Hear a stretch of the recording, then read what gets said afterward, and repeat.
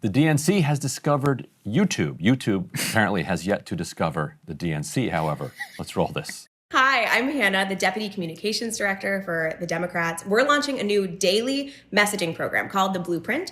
It starts today on YouTube. You should watch. We're going to talk about what's happening in Washington today, what Republicans are up to, what Democrats are doing, and how you can join the fight. So a bit of a bumpy start. We can put up E2 here. Yeah, we hate to view count shame, Ryan, but 7,720 views. That's just, I'm sorry, that's pathetic, okay? I mean, I made a joke that that's 5 minutes here, breaking points, but actually, you know what? I can take a look at the data right now and actually tell you whether that is 5 minutes of breaking points While you're looking up the data, while you're looking up the data, I can say that we have to wrap this by 10 a.m. because of DNC's next live stream starts at 10 a.m. And how many people are in the waiting room for that? Currently 2. 2 people in the waiting room for that. Let's not waiting room shame either. We all know that, waiting rooms, the metrics don't necessarily apply. That said, at the very moment that you and I are doing this, it is 9:45, so it starts in 15 minutes. That's a little low. It's a little low, and you would expect something better from a major political party in the United States, but that's just me. Would you expect? I just don't understand what they are trying to get out of this, and I'll tell you why. Why do you need the Democratic Party to have its own YouTube show? The RNC is not doing that. It's like they're taking this whole podcast thing too seriously. Like, let me look right now. Guys, Brian Tyler Cohen, a huge lib, is on YouTube right now with 4.4 million subscribers. His last video with Gavin Newsom, it's got 500,000 views. All right, let me go and check Midas Touch. These guys are huge, huge. I've seen Brian Tyler, what's his name? Newsom. He's given interviews to Midas Touch and Brian Tyler Cohen. He knows what time it is in terms of the troop deployment. I'm looking at this right now. I mean, the latest Midas Touch video was posted an hour ago, already has 100,000 views on the front end, which, as people who do this professionally know, on the back end, it's probably 1 million. No, it's probably way more than that. If I'm looking, at some of the videos that they posted yesterday, we're talking about hundreds of thousands of views. Yeah, here we go. The interview with Gavin Newsom posted 14 hours ago, has 545,000 views. They've got a video from 16 hours ago with 761,000 views. I mean, these are astronomical numbers. These are unbelievable. They've got almost 1 million views on videos that they posted yesterday, and this is just video after video after video, and they're nearly 5 million. Okay, and this is we view shame the Democrats. I view respect people who anybody out there. If you're clocking this, I'm paying attention. Okay, and that's why I don't understand the Democrats wanting to do their own YouTube channel here, because these guys already exist. The politicians know you don't need to quote go direct in the way that they're doing it. What the Republican Party doesn't have its own podcast. It's cringe. What do they do? They're like, oh, the Nelk Boys want to have us on? Cool. They got 10 million subscribers. Joe Rogan, 20 million.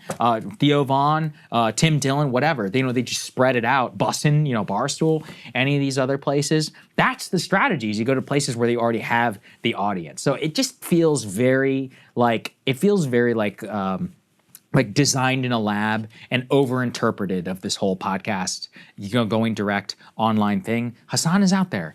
Midas Touch is out there. I don't understand. Just go do that. But I think the take is they're afraid.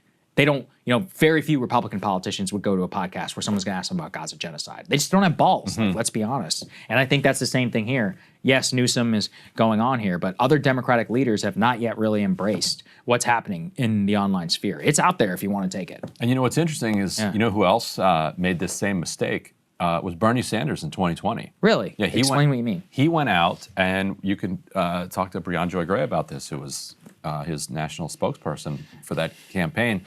They went out and they started their own podcast. They started their own shows. I do vaguely remember some of this. And he wanted to create this kind of Bernie media. And he was coming at it from a different direction. He wasn't afraid that he was going to get, questioned. Well, this was pre-October 7th. But he didn't trust the mainstream media because he thinks they're corporate shills and he hates them. And he, for 30, 40 years, has always kind of saw himself as both messenger/journalist and politician. Back in the 1970s, he the thing he dedicated himself to was making a Eugene Debs documentary. And when he was mayor, he would go around doing these in-person interviews with people in the Burlington Mall and then post them on public access television. He's always wanted to kind of cut the media out. Yet where he really got his traction was because the actual media understood how much riz he had, how he drove ratings, and he was able to then co-opt that to get his message out. And if you look at kind of the return on the investment in trying to create this Bernie media sphere, it was a total flop. Yeah. Like it's really very difficult to just generate that. And also, even Bernie supporters don't want that. Like they want their guy out there on other podcasts, in other media, so that they can see that the message is getting to everybody. And so certainly you have a lot more people that loved Bernie Sanders than love the DNC. It's also more interesting to see Bernie on Fox or Bernie on Rogan exactly. or Bernie on Theo Von, any of these. I mean, it's more, you actually get more out of it to see them in different environments. That's broadly how these politicians succeed. That's actually what real talent is the ability to go in an unfamiliar environment and just broadly handle yourself like fine, And so anyway, I think it's a huge mistake. And broadly, it just shows you what a mess the DNC is right now. This is my first. There's now 4 waiting, Okay, so they've doubled their viewership. Huge. All right, let's go to the next one here. I need you to explain this to me. Quote, leaked audio reveals DNC chair is in despair over Dem civil war. Quote, no one knows who I am. And he says, he told this to David Hogg, you essentially destroyed any chance I have to show leadership that I need to. It's really frustrating. And he is now saying he's also questioning whether should he quit his job or not. This is the brand new DNC chair. So why is he so mad at David Hogg over this? Because of the threat, which didn't he walk back his threat to primary sitting Democrats? Well, they're booting him out. Right. Right. So what happened basically is that David Hogg, who rose to prominence from Parkland, March for Our Lives, and became kind of an avatar for this young people's movement against gun violence. He's also developed some politics that are a bit oppositional to the party. And maybe that's just from seeing the party up close for so long. And he kind of recoiled at it.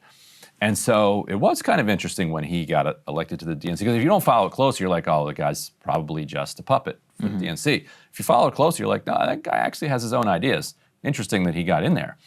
One of the first ideas he kind of rolls out, he says, I'm basically going to do this super PAC with tens of millions of dollars that is going to support candidates who are taking on bad incumbent Democrats.